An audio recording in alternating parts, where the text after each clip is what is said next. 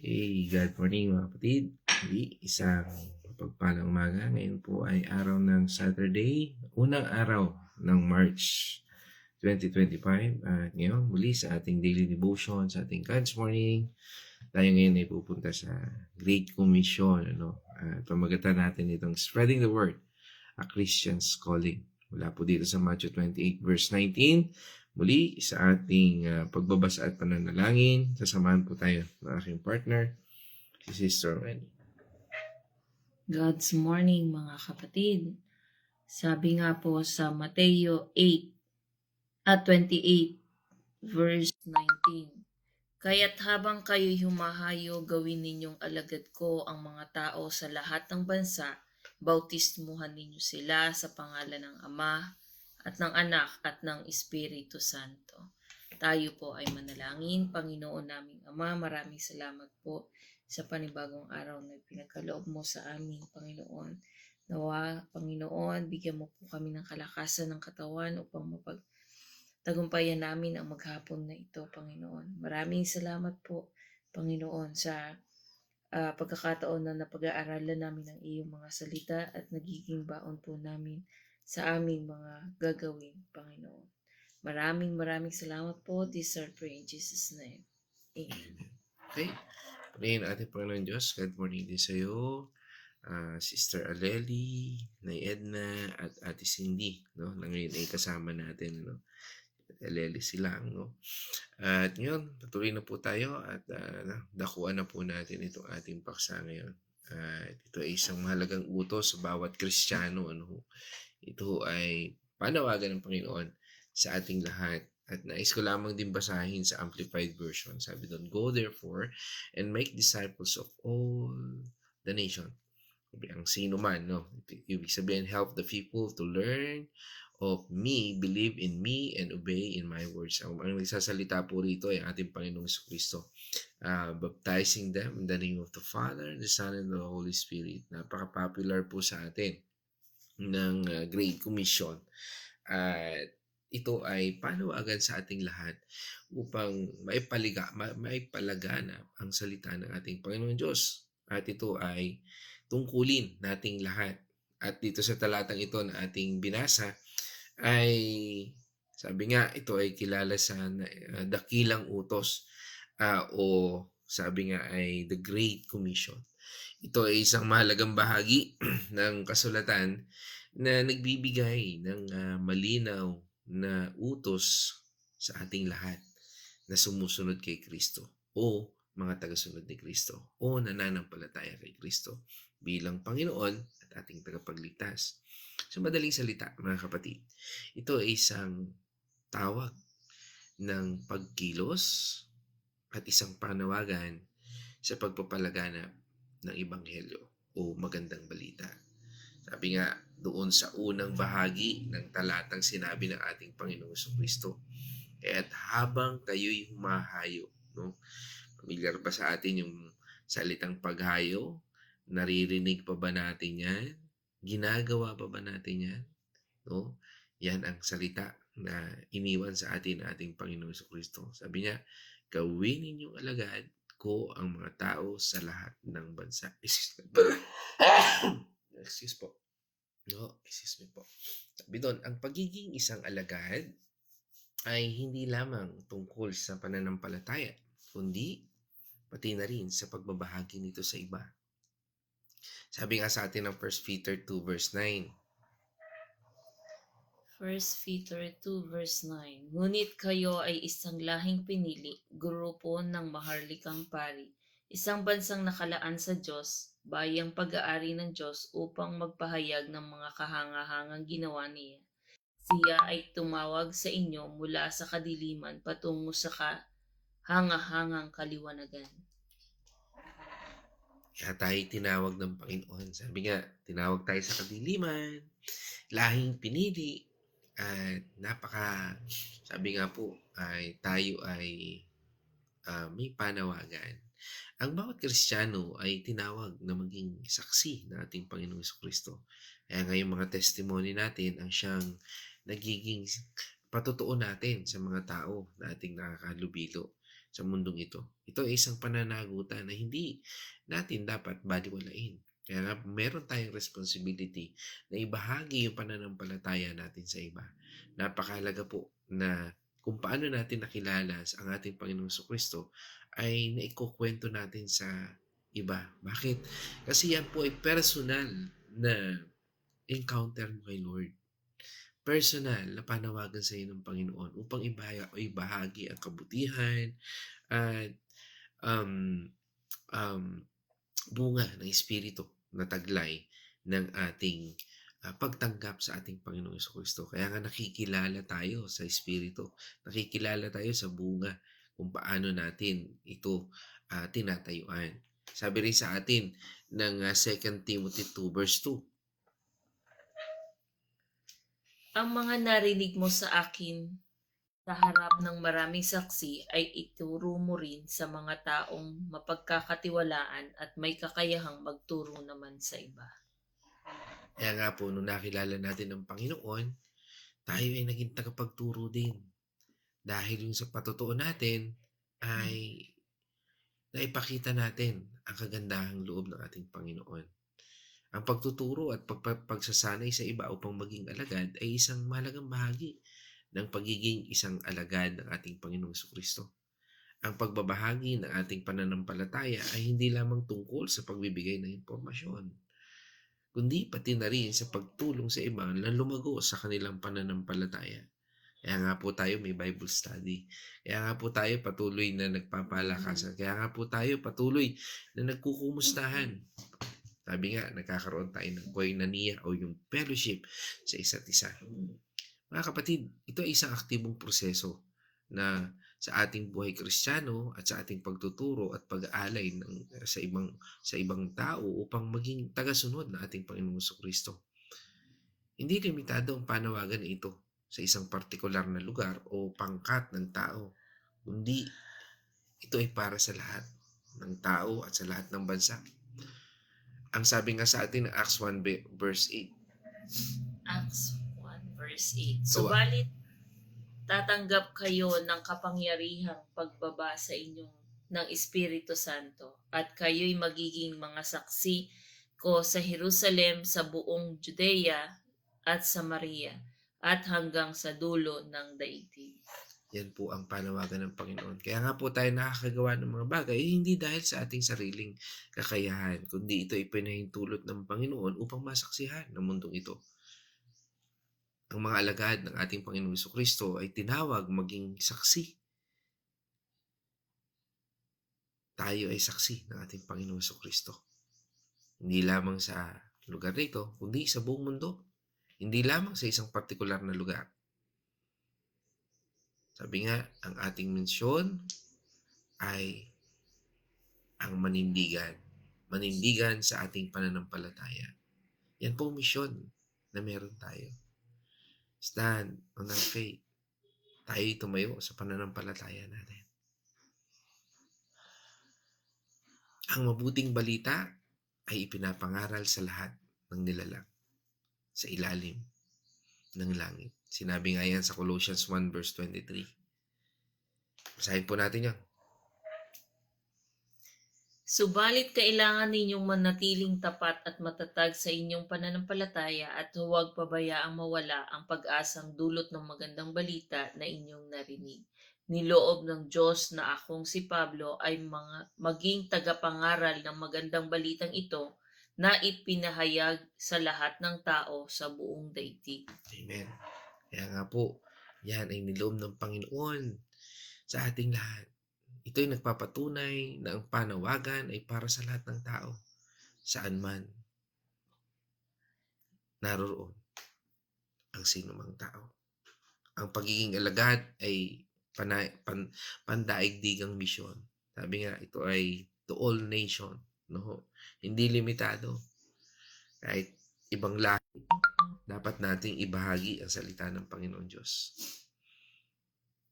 Stand on our faith.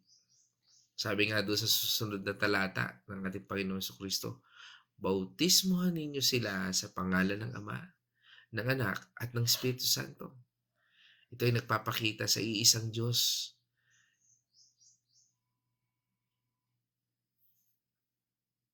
sa tatlong persona. Ang bautismo ay isang simbolo ng bagong buhay natin sa ating Panginoong Kristo. Ito ay panlabas na tanda na panloob ng pagbabago. Ito ay isang, sabi nga ay, ang hindi lamang isang seremonya, kundi isang pangako ng debosyon sa Diyos. Ito ay debosyon natin sa iisang Diyos na tatlong persona. Diyos Ama, Anak, at Espiritu Santo. Ang mga alagad ay hindi lamang nagtuturo ng Ebanghelyo, kundi nagbibigay din sa mga nagsisisi. Ilan sa mga prinsipyo po ng Biblia ay sa utos na ito ng ating Panginoong Hesus o ang talatang ito ay nagmula sa misyon, sa mismong bibig ng ating Panginoong Hesukristo upang magampanan natin ang misyon natin. Ito po ay nagbibigay diin sa kahalagahan ng pagpapalaganap ng mabuting balita o salita ng ating Panginoong Diyos. Mga kapatid, ito ay direktang utos sa lahat ng mga Kristiyano. Sino yun? Tayo. Hindi lamang sa mga pastor o misyonero. Ang pag-ibig ng Diyos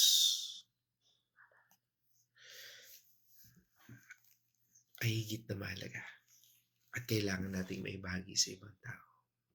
At ang pagpapalaganap ng salita ng Diyos ay hindi lamang tungkol sa pagsunod sa isang utos, kundi pati na rin sa pagpapakita natin ng pag-ibig sa Diyos at sa ating kapwa.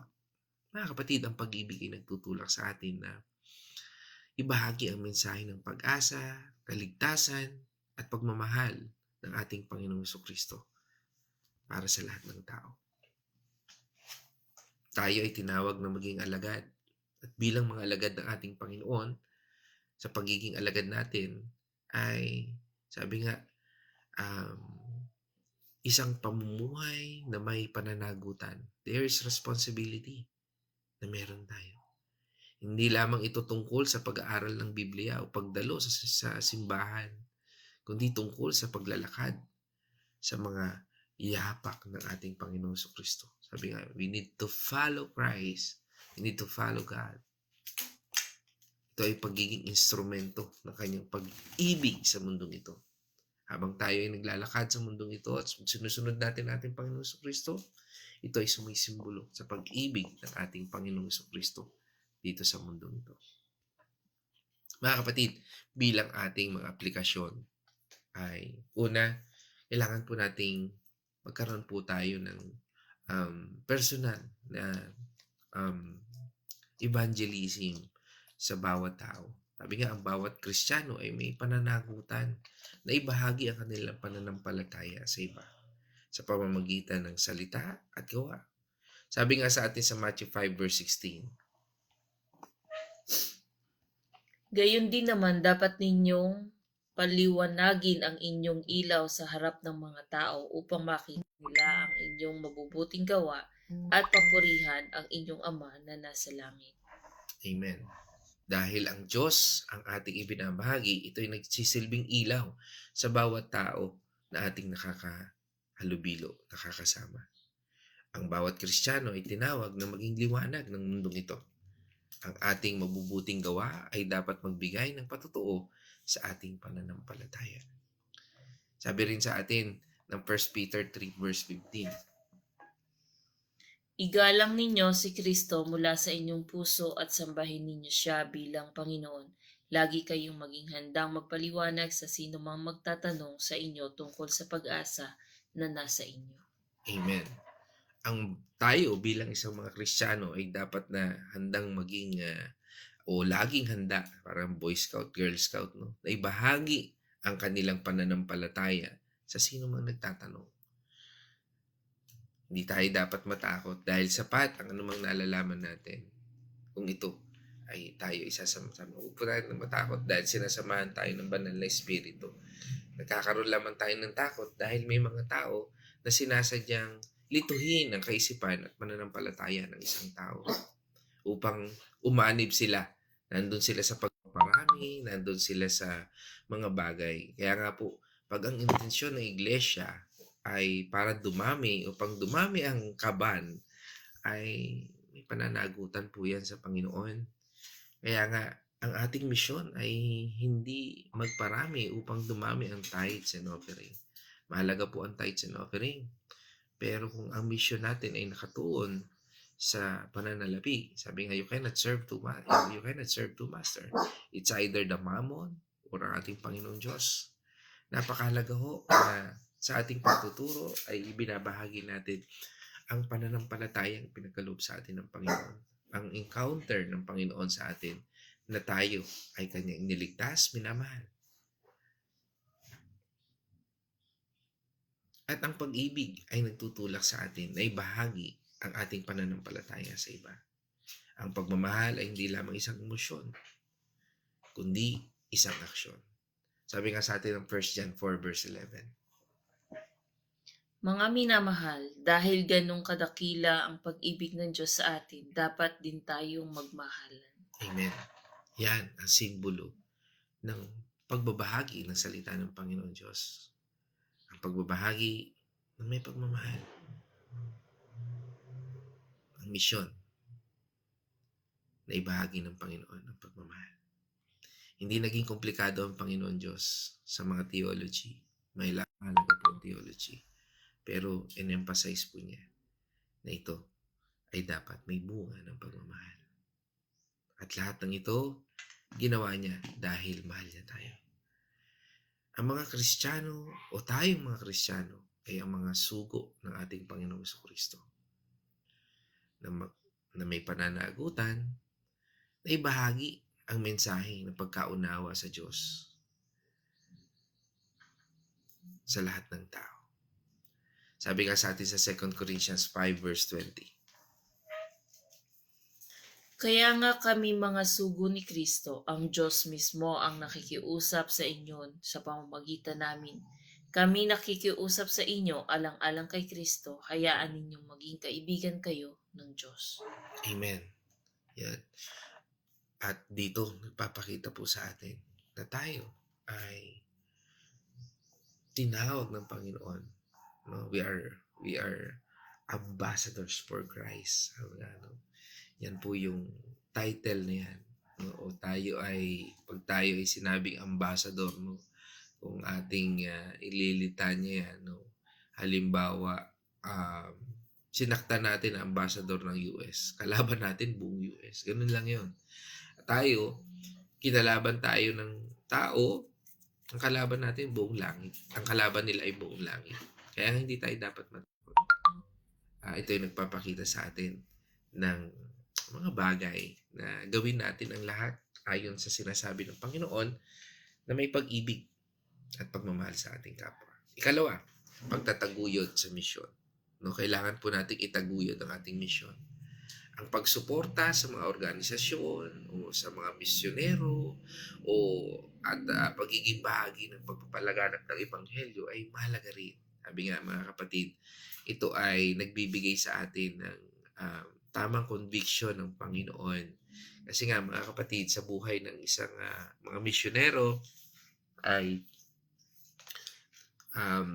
sabi nga, nandyan ang panawagan. Pero meron din namang mga tao na nag-mission sila, no, para naman i-compromise yung ibang tao. Magkaiba ho yun. Ano, ibig sabihin po noon, sumugod sila sa isang bahagi o sa isang misyon na ang intention talaga nila ay maglakap ng pera.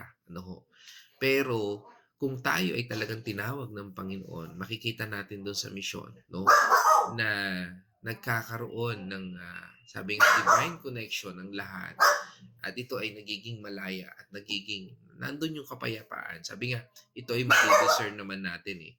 Makikita natin yan kung totoo o hindi, no, sa bawat tao na ating nakakalubilo, maging anuman ang bahagi ng ating pinaglilingkuran. Ito ay nagpapakita ng aktibo na o sabi nga natin is yung divine connection sa bawat ministeryo na meron. Ano, sabi nga, it takes place, no? It takes place. Nagkakaroon ng tamang direksyon, tamang panahon, at tamang, sabi nga, timing sa lahat ng bagay na yun. At ito po ay nagbibigay 'no, o nagbibigay ng isang, mahalagang bahagi natin bilang isang mga Kristiyano na pagsuporta sa organisasyon ng misyon. At ito po ay isang paraan ng pagbibigay ng ating mga pagkukunan para sa pagpapalaganap ng ebanghelyo. Sabi nga, mahalaga po 'yan. Subalit tandaan po natin, ang Diyos hindi tayo ilalagay ng Panginoon ng kulang sa isang lugar. Kung yan ay alam natin na yan ay para sa Panginoon at ginagawa natin at meron tayong conviction mula sa Panginoon na gawin ang mga bagay niyan, lagi siyang may provision sa lahat ng ating ginagawa. Kaya nga mga kapatid, napakahalaga po na ating tingnan din po yun. Dahil sabi nga sa atin ng 2 Corinthians 9:7, Ang bawat isa ay dapat magbigay ayon sa sariling pasya, maluwag sa loob at di napipilitan lamang sapagkat iniibig ng Diyos ang kusang nagbibigay ng may kagalakan. Amen. Nakita po natin yun. Ito po yung malimit na gagamit sa mga tithes and offering. Pero napakahalaga po na ito ay bigyan po natin ng diin dahil ang pagbibigay ay meron pong kalakip na um, conviction sa ating Panginoon. No? Ito po ay conviction na nagmumula na meron tayong sabi nga ay kapayapaan sa lahat ng ating ginagawa. Hindi dahil sa sinabi ng tao na dapat nating gawin. Hindi dahil sa ito ay sinabi ng ating Panginoon na dapat nating gawin. Kaya nga ang pagtulong ay hindi nangangahulugan na ito ay nagiging utang na loob sa isang tao.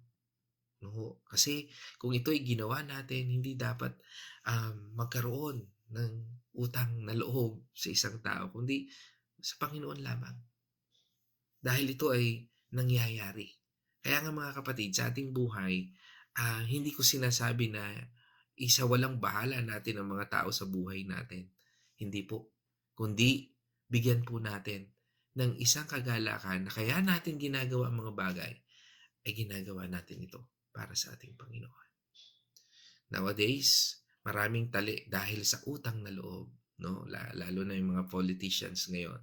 Marami ang mga pangako, marami ang mga tatamis na pangako. Subalit, kalakip dyan, sino pinagkakautangan ng loob nila sa paglilingkod? Ito ba ay mangyayari? Hindi natin malalaman. Tanging ang Diyos at puso lamang ng mga taong ito. Ganon din sa ating buhay. Mahalaga na meron tayong pagpapasya na nagmumula sa Panginoon. Kaya anumang bagay na ating gagawin, gaano man kaliit, gaano man kalaki, dapat ito ay may conviction sa ating Panginoon. Ang Diyos ang siyang nagbibigay sa atin yan. Ang Diyos ang patuloy na magagabay sa atin yan. At ito ay makikita natin sa ating pang-araw-araw na pamumuhay. Ang bawat pakikipag-ugnayan natin, siguro yung nagawin natin ika-3 puntos. No? Ang bawat pakikipag-ugnayan natin sa mga tao ay isang pagkakataon, mga kapatid. Sa bawat tao na ating nakakalubilo, pagkakataon natin yan upang maipakita natin ang pag-ibig ni Kristo at ibahagi ang kanyang mensahe. Kaya nga po kami sa ECMS, no, sa construction po namin, isang bahagi po namin na may bahagi rin sa bawat kliyente, sa bawat tao naming nakakalubilo, ang maipakilala ang ating Panginoong Jesucristo. Kaya nga, hindi man, panalo pa rin, no? Hindi man kami makuha bilang kontraktor, hindi man kami ang gumawa, okay lang. Bakit? Kasi at least naibahagi po namin ang salita ng Panginoon Diyos. Naipanalangin namin sila. Panalo na rin po yun. At doon, yan po naging misyon ng ECMS. Kaya, mas naniniwala po kami sa misyon na yon upang maipalaganap ang salita ng Panginoon. Kaya nga sabi rin sa atin po ng John 13 verse 35. Kung kayo'y mag-iibigan, makikilala ng lahat na kayo'y mga alagad ko. Amen. Ang pag-ibig ang siyang simbolo ng lahat. Ang pag-ibig sa isa't isa ay isang mahalagang tanda ng pagiging alagad ng ating Panginoong Jesucristo. Ang ating mga pakikipag-ugnayan ay dapat na puno ng pag-ibig na nagpapakita ng pag-ibig ng ating Panginoong Jesucristo sa mundong ito. Ang mga unang Kristiyano ay hindi natakot na ibahagi ang kanilang pananampalataya. Ang at ang ating mga pakikipag-ugnayan ay dapat na pagkakataon upang ibahagi ang ating pananampalataya kahit na ito ay hindi madali. Sabi nga, hindi madaling magbahagi, ano? Nandyan yung pagtatawanan tayo, nandyan yung ko-questionin, maraming tanong, maraming pilosopong katanungan, at isa na rin po ako dati ron na mga pilosopong nagbibigay ng katanungan sa mga namamahayag. At um, ang naging bunga nito dahil sa mga taong hindi nang hinawa ay nakilala ko po at naranasan ko po ang pag-ibig at biyaya ng Panginoon Diyos. Sabi nga sa atin doon sa um, Acts 4 verse 20. Hindi maaari nating ipahayag ang aming nakita at narinig. No? Sabi nga, ito ay conviction, no? Doon sa version na yung nabasa, medyo maikli, no?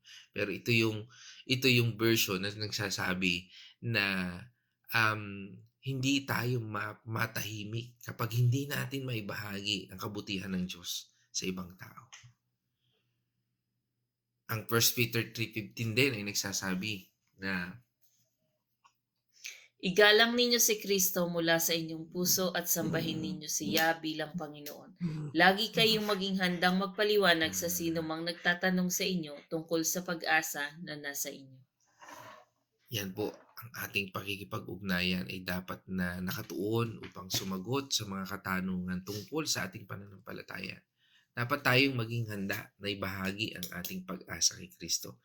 Nagiging handa lamang tayo kung tayo ay patuloy na dumadalo sa mga gawain, patuloy po nating ibinababad yung ating sarili sa salita ng Panginoon Diyos. Tandaan po natin, minsan ang dami nating gustong matutunan at gustong ipasok sa ating utak, subalit madalas po nating nalilimutan dahil limitado yung ating kakayahan. Pero kung tayo magtitiwala na sapat ang ang pagkakaloob ng Panginoon Diyos sa bawat araw, sapat yan everyday, na ipinagkakaloob, parang pagbibigay ng mana ng Panginoon Diyos sa bawat tao nung nasa wilderness ang mga Israelita habang sila'y naglalakbay sa lumang pangako. Ganon din po tayo, mga kapatid. Tandaan natin, ang salita ng Panginoon Diyos na ating natututunan sa bawat araw ay magiging sapat upang maibahagi din natin sa iba sa buong araw na ito. At ito yung ating pakikipag-ugnayan ay dapat na ginagamit natin na pagkakataon upang sumagot sa mga katanungan o upang maibahagi natin ito sa iba. Mga kapatid, sa ating pagtatapos, ang pagpapalaganap ng salita ay hindi isang opsyon para sa ating mga Kristiyano, kundi isang tawag o panawagan, isang pananagutan. Meron po tayong pananagutan na ibahagi ang salita ng Panginoon Diyos sa sino mang tao na ating nakakalubilo. Ito ay isang paraan ng pagsunod sa utos ng ating Panginoon Jesucristo. Pagpapahayag ng pag-ibig sa Diyos at sa tao at pagiging isang tunay na alagad ng ating Panginoong Hesus. Purihin ang ating Panginoon Diyos, mga kapatid, at nais kong hingaan ng huling pananalita ang ating partner para sa ating pagtatapos. At mamaya ay tingnan ko naman po yung ating mga online partners. No? God's morning, mga kapatid. Sabi nga po, napakapalad po natin na tayo po ay kabilang sa mga lahing pinili ng ating Panginoon upang magpahayag ng kanyang mabuting salita. Maibabahagi po natin ang mabuting salita ng ating Panginoon sa iba kung tayo ay magbababad sa presensya ng ating Panginoon. Tayo po ay palaging sumali sa mga ganitong gawain upang magkaroon tayo ng kaalaman. Kasi kung hindi po tayo magkakaroon ng kaalaman, wala po tayong maibabahagi sa ating kapwa. So, yun lamang po. Magandang umaga po muli. Okay, purihin natin Panginoon Diyos. Nais ko naman pong batiin online ang ating mga partner online. At ito ay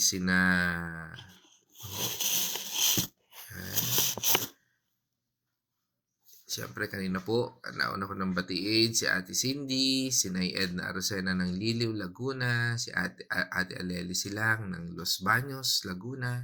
Good morning po. Yan, good morning to us. Tama ba, Ate Aleli? Los Baños nga ba? Tama. Yan, siyempre kasama rin po natin si Pastora Fe, no? Blessed morning po, Pastora. Yan. Um, yan, kasama rin po natin siyempre ang aking magandang nanay, Corazon Mercado. Yan, sabi nga ni Nay Edna, blessed God morning to everyone. Praise God po sa buhay nating lahat. To God all the praises, honors, and glory. Amen. So, kasama rin po natin si Ate Marta diyan sa church natin diyan sa Bulakin, Chaong, no? Yan. Si Kuya George Pios diyan sa Bacolod. Sa mapagpalang umaga po, Kuya. God's morning po. At syempre kasama rin natin si Nay Winnie sa Villa Escudero. Yan. Ang Kuya Chris sa Bulakin Chao. Yan, ang mag-asawa po. Kasama rin natin. Good morning sa lahat, mga kapatid. Mga pagbati rin kay Pastor Eds Rona, Pastora Bel Masorio, yan, Pastora Pe. Yan, kasama, pagbati rin ni Kuya Chris kay Ian Artillaga. At syempre, kasama rin natin si Kim Lester Marasigan. Bro, isang mapagpalang umaga. Yan, kasama po natin yan sa ECMS. Si Mark Anthony Benaluz Artillaga. Yan. Pagbati ni Nay Winnie kay Pastora Fe, Abby, Maluan, at Michelle, at kay Mark de los Santos. Yan. Pagbati rin kay Jerome Artillaga, kay Julius Artillaga family, ano? Yan. Louis Silang, yan. Pagbati siyempre kay Ate Joy, no, Artillaga Santos, diyan sa Tempat Kikashi. Ganun din kay Ate Kakay, yan. Geraldine Bautista, yan, Bautista family. Patual family, kay Lamaripe, Lorena, yan. Tindobal Bautista, Ian Artillaga, Leandrino family, yan, Gabriel. Pagbati, Sister Nonoso family, kasama rin natin. Siyempre, ang aking cousin, si Ate Lilibet Chua, yan sa Cotabato City, yan, kasama rin natin. Yan, pagbati, salamat, Nay Winnie, pagbati sa aking mga anak, kay Casey at kay Kyle. At si Sir Andrew Comia, ng Julius, no? Kasama rin po natin. Yan, masarap pong pizza dyan. Kay Kate Sru, si Ana Pate, Patual, Dean Rial. Yan, kay Jericho, kay Louie, Jerome, Julius Artillaga. Yan, Anthony Artillaga. Kasama rin natin si Pastor Toots, no? Renato Agustin, kasama natin. Yan, kay Chris Artillaga, Kagalingan, God's morning. Yan, from Alamada, North Cotabato, Uncle Doming, God's morning. Sabi ni Ate, yan, siyempre ang aming uncle, no? Uncle Doming, si Uncle Sid, no? Yan, aming mababait na uncle. Mababait na, pogi pa. Yan. Siyempre, si Manong Jerry, kasama rin natin. Asa ba si Manong Jerry ngayon? Manong, saan ka ngayon? Sa Tarlac, no? Tarlac, yan. Ano dyan, di ako marunong magkapampangan, eh. Pag-aaralan ko muna. Yan. Good morning sa iyo dyan, Manong Jerry. Patuloy na magpalaganap ng salita ng Panginoon Diyos. Yan, mga missionary po natin. Yan, kasama natin.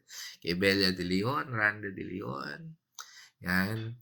Kay Gloria Benaluz, Joseph Capus, Rosario Capus, yan, Capus family.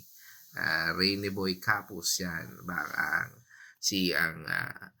Ang drummer ng Capadosa family. First time ko nakita to si Paring Rod, Bro, mapagpalang umaga sa iyo at welcome, no? Dito sa God's Morning. Palain ka ng Panginoon Diyos at buong family mo. Anak po ito ng aking partner, si Architect Arnel, no, at Ate Tina. Yan, panganay na si Rod Capadosa. Yan. Magbati rin natin kay Elsa Escalana, Capus family, Ezekiel Malasmas, no, kay Brother Rolly, kay Brother Rolly Burst Bombane, no, Malasmas sa Bombane, no. Yan. Pagbati rin natin dyan kay, yan. Okay, salamat po, Nay Winnie, sa pagbati niyo sa aking pamilya. Purihin ng Diyos. Pagbati rin, ayan, kasama rin po natin si Doktora Julia, no ho, at ang buong family. Batiin natin ang si family rin, no? Sila Sir Lodong, si Johan, si Kerwin, si Jansen, no? Yan. Purihin natin Panginoon Diyos. God's morning sa ating lahat. At dahil dyan mga kapatid, purihin natin Panginoon Diyos. Tayo po ay manalangin. Again, dito sa ating talakayan, mula po sa Great Commission. At ngayon ay ginamit po natin ito sa ating devotion dito sa Matthew, sa talata ng Matthew 28 verse 19. At pinamagatan po natin, Spreading the Word, a Christian's Calling. Ito po ay panawagan ng Panginoon sa ating lahat. Kaya ating tugunan mula sa ating pananampalataya na ipinagkaloob ng ating Panginoon. Tayo po ay manalangin. Wa naming Diyos na makapangyarihan, kami po ay nagpapasalamat sa iyong mabuting pagkilos sa aming buhay. Isang panawagan na nagtutulak sa amin upang maibahagi ang iyong kabutihan, ang iyong pagmamahal, ang iyong bunga ng Espiritu sa bawat isa sa amin. Salamat, Panginoon, sa pagbubukas ng mensaheng ito na magbibigay sa amin ng isang direksyon upang gawin ang iyong plano at ang iyong purpose sa aming buhay. Again, O God, we thank you and praise you sa lahat ng ito. Ikaw po ang aming pinupuri at pinasalamatan sa misyon na ninanais mong aming tunghayan, aming kilusan at aming panindigan.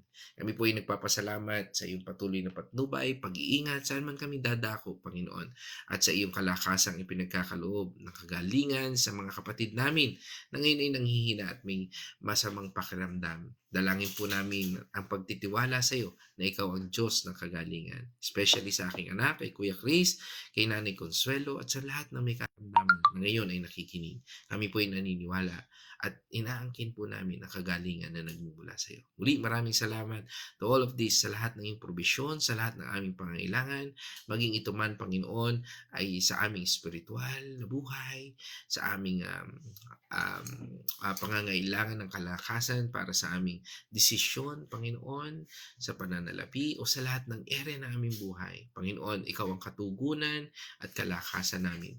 Muli, maraming salamat in this our prayer. In the name of our Lord Jesus Christ. Amen and amen. Mga kapatid, let us shout the shout of victory. Christ has died. Christ has died. Christ is risen. Christ has risen. Christ will come again. Christ will come again. And together, we are for Christ. God's morning, everyone.